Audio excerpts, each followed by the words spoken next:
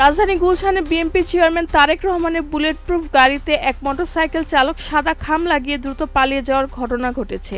এই ঘটনায় পুলিশ তদন্ত শুরু করলেও এখনো কাউকে শনাক্ত করা যায়নি। গুলশান থানার ভারপ্রাপ্ত কর্মকর্তা রকিবুল ইসলাম জানিয়েছেন, রাত আনুমানিক 11:40 65 নম্বর সড়কে মোটরসাইকেল থেকে আসা এক ব্যক্তি হঠাৎ চলন্ত গাড়ির গায়ে খাম লাগিয়ে পালিয়ে যান। খামে কোনো লেখা ছিল না। মোটরসাইকেলটি হিরো হাঙ্ক ব্র্যান্ডের। ঘটনার সময় গাড়িবহরের নিরাপত্তার দল উপস্থিত ছিলেন। বিএনপির পক্ষ থেকে কোনো জিডি করা হয়নি। পুলিশ নিজেরাই জিডি করে তদন্ত চালাচ্ছে।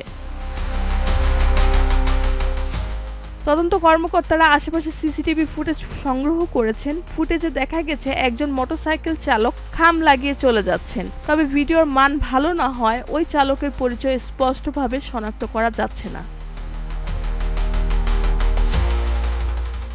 পুলিশ জানায়, ফুটেজ ও অন্যান্য তথ্য বিশ্লেষণ করে মোটরসাইকেল ও চালককে শনাক্তের চেষ্টা চলছে। নতুন তথ্য পাওয়া গেলে আইনগত ব্যবস্থা নেওয়া হবে।